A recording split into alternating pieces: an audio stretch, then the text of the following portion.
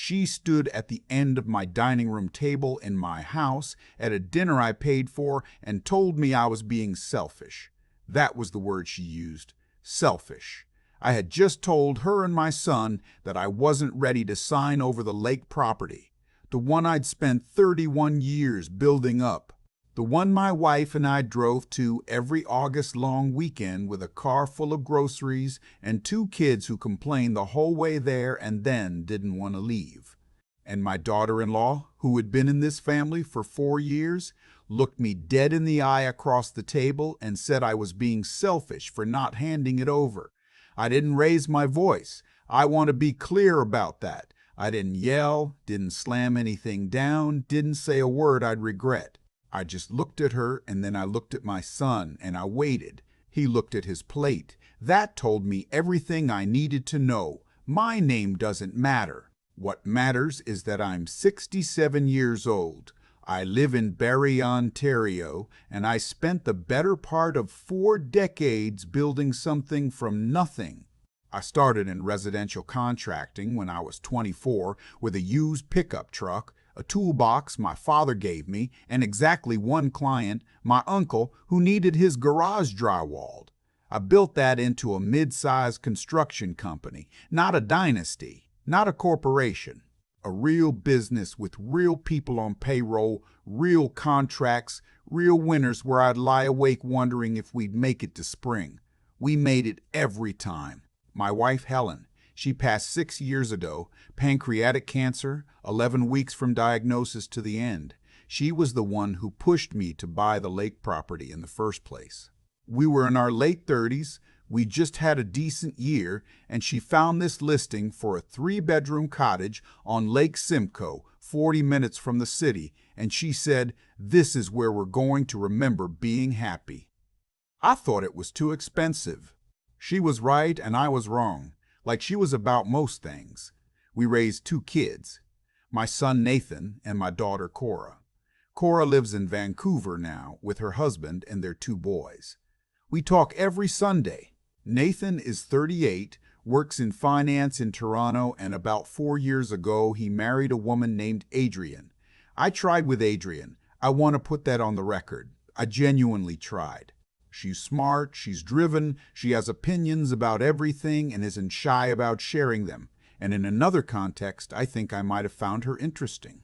But there was something in the way she looked at my house, at the lake property, at the business, even after I'd sold it, that I can only describe as inventory, like she was walking through a store and quietly noting what she intended to purchase later. Nathan couldn't see it, or wouldn't. I'm still not sure which. The dinner where she called me selfish was in October, about 8 months ago now. They'd come up for Thanksgiving. I'd cooked the whole thing myself. Turkey, stuffing, the mashed potatoes Nathan likes with too much butter, the cranberry sauce from scratch that Helen used to make. I'd set the table properly. I'd bought a decent bottle of wine. It started fine. We talked about Nathan's work, about Cora's kids, about a renovation I was thinking of doing on the mudroom. Adrian had a lot of thoughts about the renovation, which I hadn't asked for, but I smiled and nodded because it's Thanksgiving and she's my son's wife. Then, over dessert, she brought up the lake property. She said she and Nathan had been thinking, and the way she said it, Nathan and I have been thinking, like Nathan was a co-author of a document he hadn't read, that it would make more sense financially for me to transfer the lake property into their names now rather than waiting. For tax purposes, she said, to avoid probate. She'd done some research. I asked her what kind of research. She mentioned something she'd read online about estate planning in Ontario. She wasn't wrong exactly. There are legitimate reasons people transfer property early, but the way she presented it, the smoothness of it, the casual confidence, told me this hadn't come from idle curiosity. This had been planned. This was a pitch. I told her I wasn't ready to make that decision yet. That's when she said I was being selfish. She said that Nathan was the one who would inherit it anyway, that holding on to it was just stubbornness, that at my age I should be thinking about simplifying. At my age, I'm 67. I still run 10 kilometers 3 times a week. I'm not simplifying anything. Nathan still hadn't looked up from his plate. I said very calmly that the lake property was mine, that I would decide what happened to it, and that I'd like to change the subject. And then I got up and cleared the dessert plates and stood in my kitchen for a few minutes with the water running and just breathed. When I came back out, Adrian was texting on her phone. Nathan gave me a look that was half apology and half plea, the look he's been giving me his whole life when he wants me to just let something go. I've been letting things go for 38 years. I was starting to feel like I'd let too much go already. They left the next morning.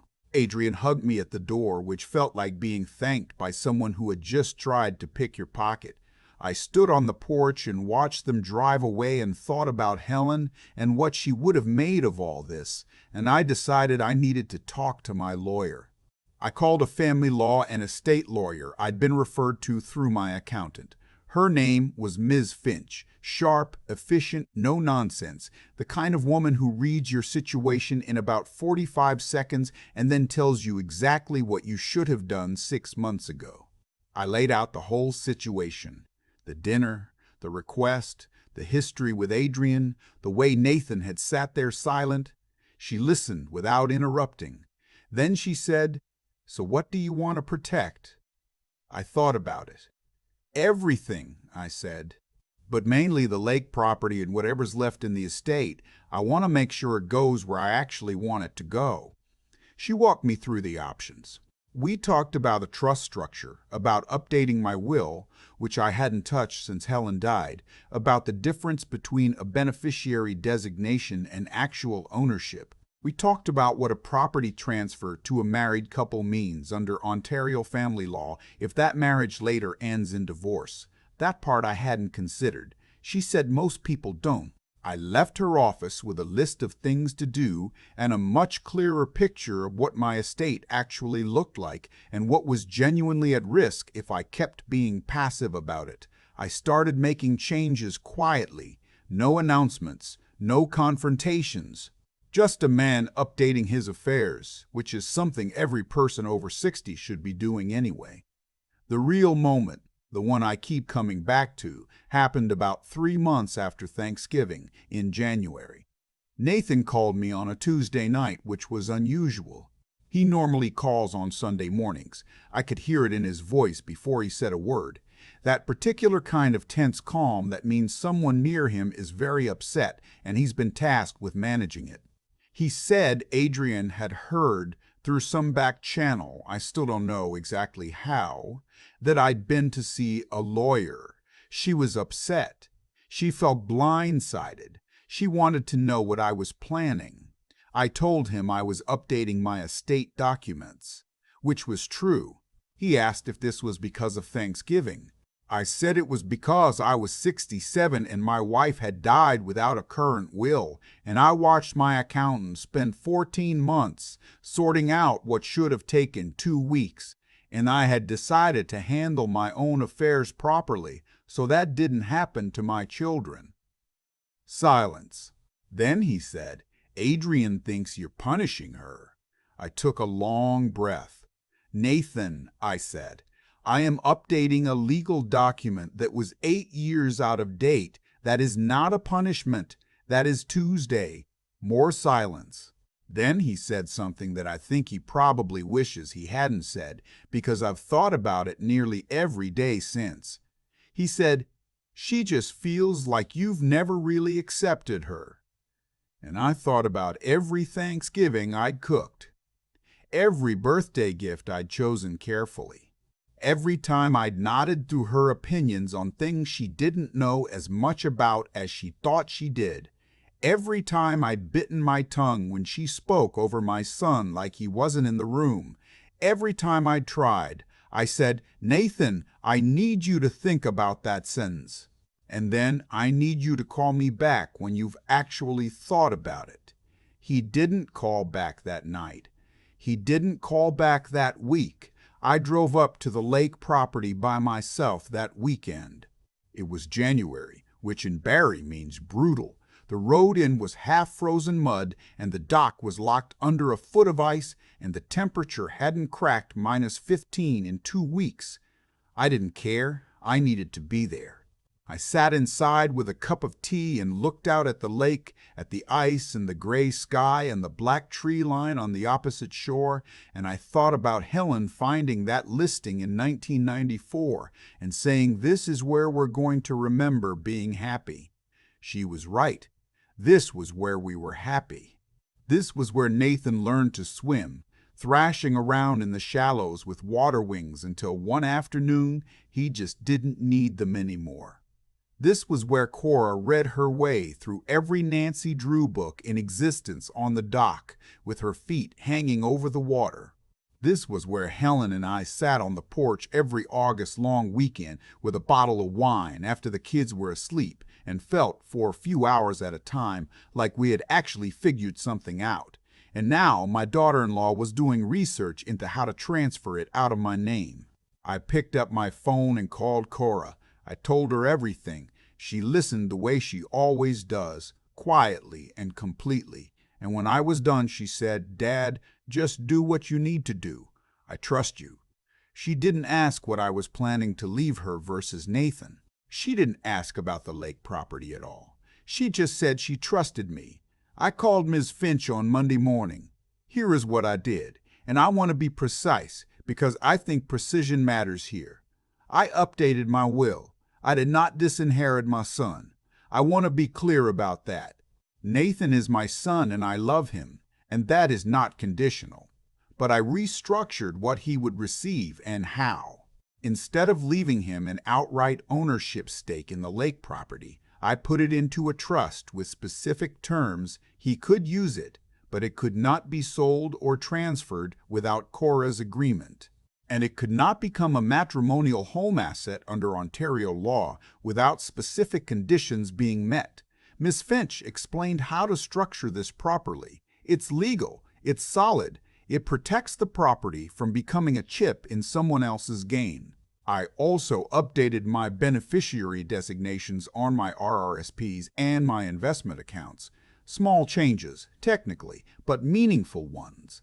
And I called my financial advisor at my bank and had a conversation I probably should have had 2 years ago about what my retirement picture actually looked like and what I genuinely needed to preserve for myself versus what was theoretically available to pass on.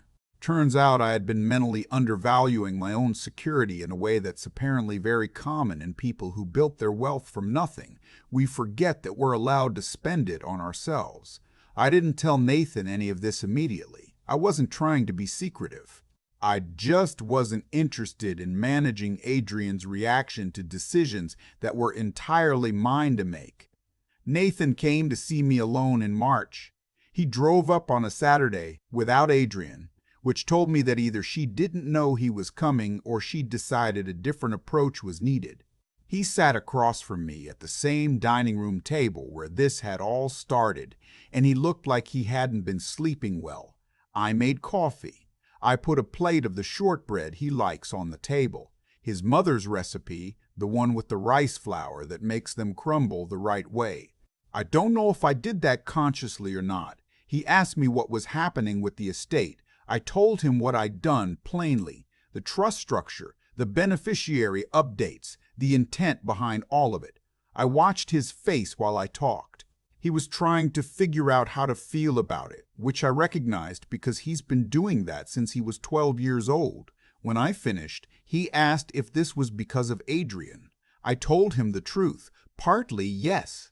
Not because I wanted to punish him, and not because I didn't love him, but because I had watched a pattern develop over 4 years, and the Thanksgiving conversation had clarified something I'd been trying not to see.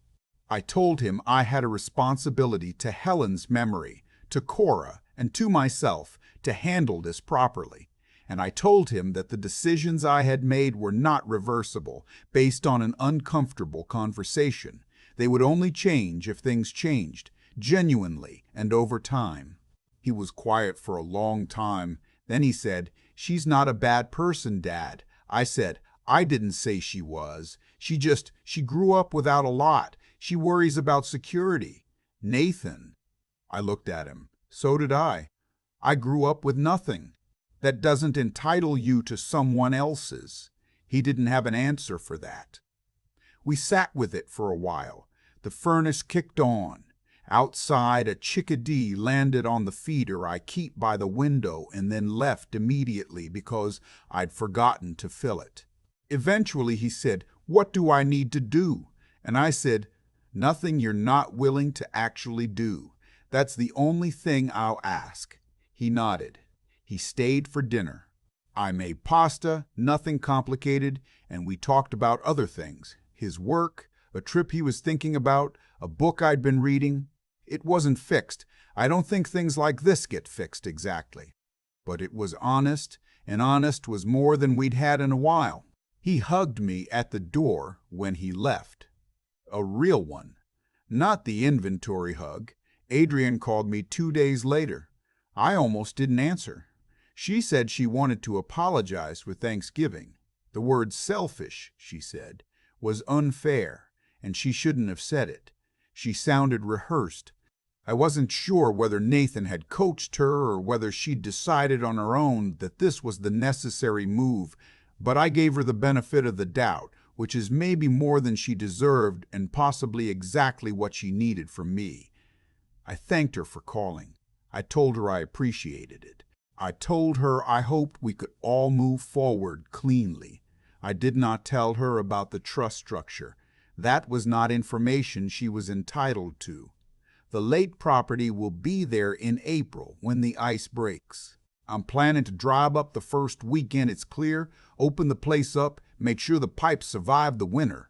Cora's boys are coming out for 2 weeks in July. They're 7 and 9 now, which is old enough to be genuinely useful, and also old enough to have opinions about which games to play and whose turn it is, which is the real cottage experience.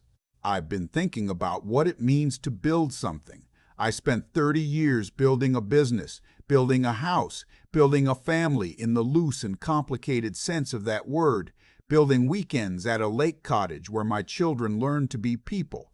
I sold the business. I can't get my wife back. The house is full of her things still, in ways I'm not ready to change.